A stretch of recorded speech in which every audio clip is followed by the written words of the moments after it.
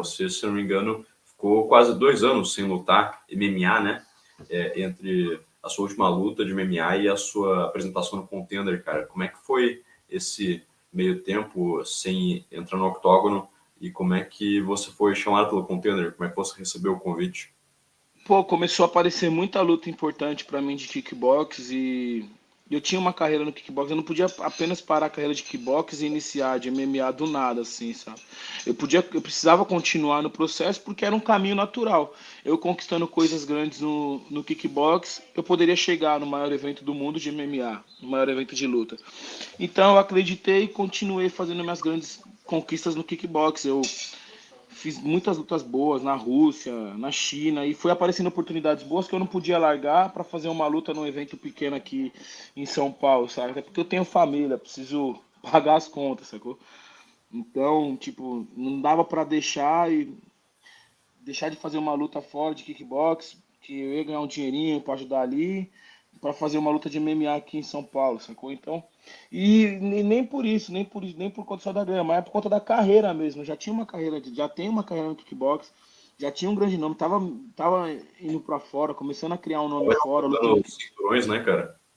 tava começando a conquistar um nome fora, campeão do WGP vezes e tal. Então eu acreditei, como eu vi outros caras fazendo esse caminho, eu falei, pô, pode ser que seja possível também.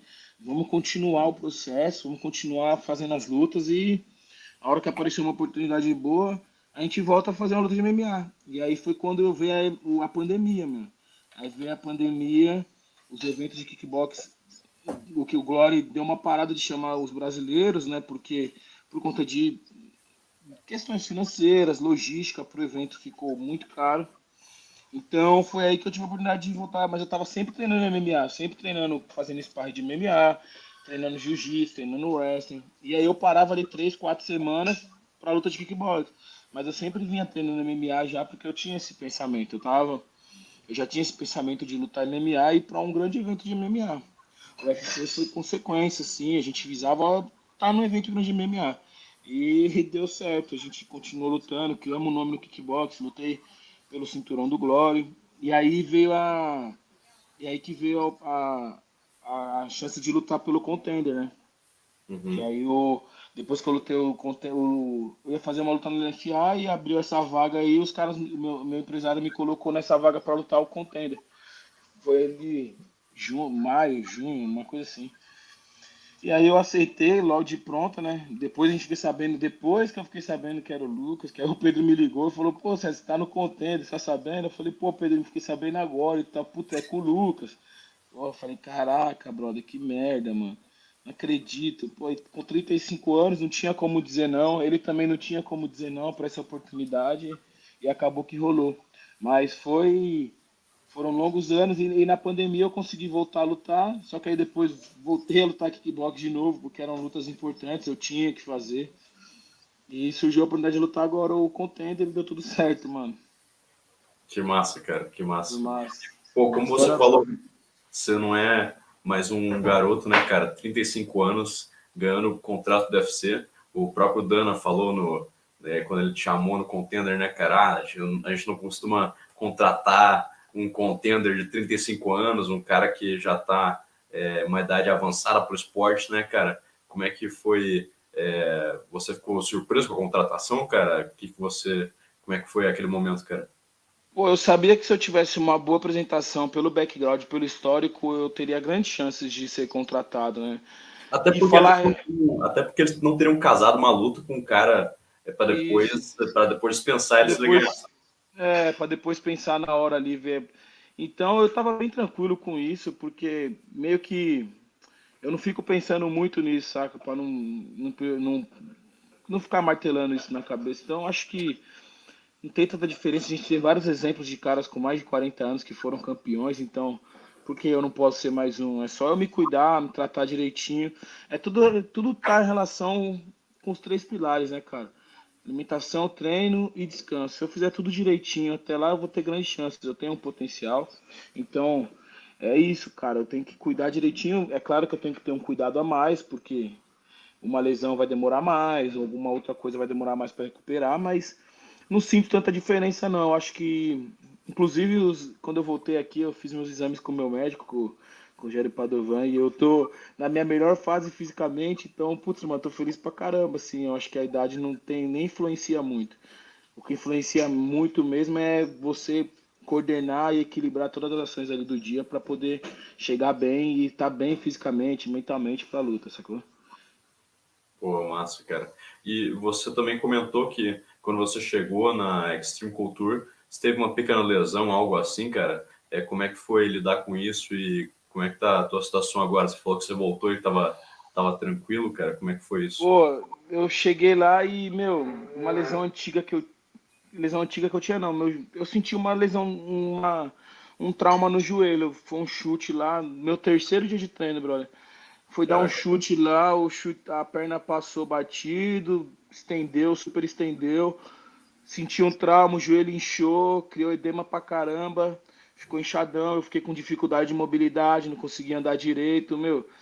E tipo, cheguei com aquele hype, que ia lutar o contender, né? Todo mundo falando, pô, fiz o sparring com os caras duros lá, com o Strickland, com o Kurt, era o terceiro dia de sparring, mano. Eu senti o joelho, brother. Eu fiquei, tipo, 3 semanas e meia sem treinar, tá ligado? Isso foi muito foda, porque imagina aquela briga mental ali, né, velho? Você, puta, mano. Mas eu me mantive forte lá, conversava todo dia com a minha família, Caraca, explicava. faltando só 3 semanas, cara. Não, eu cheguei lá em junho, dia 1º de junho. Então eu tinha 2 meses pra luta. Só que o mês de junho inteirinho eu não treinei direito por causa do joelho. Que eu cheguei no terceiro dia de sparring, era uma quinta-feira, eu machuquei. Eu cheguei na segunda noite, aí treinei terça, fiz sparring de manhã. Treinei à tarde, fiz preparação física. Quarta eu fiz o wrestling, quinta no sparring eu me machuquei no terceiro treino, quarto treino. E aí eu fiquei essas 3 semanas e meia sem treinar, voltei ali na terceira semana e meia a pedalar, fazer umas paradinhas, fiquei fazendo só musculação, o que dava mesmo pra fazer. E, meu, treinei nas últimas 5 semanas pra luta, saca? Foi 4 semanas de treino e uma semana de corte de peso. Mas eu tava bem fisicamente, mentalmente, trabalhei com o meu coach, com o Ednei, a gente trabalhou muito em cima disso, de fazer treino mental. E a gente acha que não funciona, mas funciona pra caramba. Então fiz muito treino mental, muita meditação, me preparei, mano, do que eu podia fazer eu fiz e eu tava tranquilo, assim, mas foi barra, foi uma guerra mental, um estresse psicológico foda, porque você chega com 35 anos e se machuca, foda, eu falei, pô, será que não é pra eu lutar? Será que é alguma coisa? Mas aí depois me recuperei, voltei a treinar bem, a galera lá, todo mundo me ajudou pra caramba, meu empresário, a equipe do meu empresário. Só agradecer todo mundo que tava lá, que me ajudou pra caramba mesmo. Os caras me botaram pra cima. Não, vai passar, isso aí é normal, acontece, a gente já viu várias vezes isso. Eu fiquei mais tranquilo, consegui fazer um bom camp no final, que foram 5 semanas bem fortes pra luta, assim. Eu consegui chegar bem. E agora eu tô com mais cuidado, assim, pra fazer as coisas. Mas agora o joelho tá bem, tá zerado, tá tudo em paz. Agora já voltei a treinar, já tem luta marcada, então vamos trabalhar. Foi uma, foi um rompimento parcial, cara? Foi uma distensão muscular? O que que foi, você sabe? Meu, eu fiz avaliação, nem fiz ressonância, né? Porque lá é caríssimo. Eu não tinha convênio e nem estrutura do UFC para usar, né? Mas a fisioterapeuta me avaliou lá, os ligamentos estavam todos inteiros. Foi só o trauma da pancada mesmo. E o joelho criou muito edema. Não Hum, segurou a musculatura e me encheu de edema no joelho, só que eu não conseguia mover. E não tinha como tirar esse líquido, sacou? E criou edema na articulação ali, ficou super inchado e eu perdi mobilidade, não conseguia estender a perna, nem flexionar toda, não conseguia agachar, só que no final das contas deu tudo certo. pô, cara, Foi punk, que, foi punk. que situação, cara. Mas é interessante você comentar isso do treino mental, né? Imagino que você tenha feito uma visualização, né, dos seus treinos, algo nessa linha, Sim, né, cara? sim, o Ednei que me ajuda nessa parte, ele traçou várias metas pra gente fazer, criou um planejamento mesmo, até pro treino mental, tipo como a gente faz o planejamento do schedule do treino físico, ele fez um schedule mental e a gente seguiu até o dia da luta, assim. Tinha o dia da mentalização, o dia de ver os caras que eu poderia parecer o jogo parecido para assistir, as referências, né? Aí tinha o dia de visualizar a minha luta, visualizar chegando ali, foi bem interessante, me ajudou bastante isso. Essa parte mental me ajudou muito para essa luta. Pô, cara, que legal. E realmente isso é eficaz, cara. Eu lembro de um podcast que eu vi do Firas Zahabi, que é o cara que Uhum. é da TriStar lá do Canadá, né, que treinou o Jorge St-Pierre e tudo. E ele contou a história de um cara que é tirador esportivo, e ele, tipo, teve uma lesão específica lá e também não podia treinar. E ele mentalizou todo o treino dele na preparação para uma competição específica. Ele fez com visualização e ele desempenhou bem pra caramba. Assim, ele conseguiu meio que fazer uma manutenção da Manutenção do parada dele na treino. visualização. É isso, aí a gente fez bastante isso, fazia 3, 4 vezes por semana esse treino aí. Então, pô, me ajudou bastante. Lá eu tava com tempo, porque só tava focado em treinar e descansar, então eu tinha tempo para fazer de sobra, então consegui fazer legal. Pô, é muito importante essa parte, porque a gente vê grandes nomes, né? Phelps, o Bolt, o do basquete também, que são caras espetaculares que a gente tem essas referências que trabalhavam muito mentalmente, né? Se preparavam para tudo. Então eu me preparei fisicamente e mentalmente para chegar bem lá, então e deu tudo certo, cara.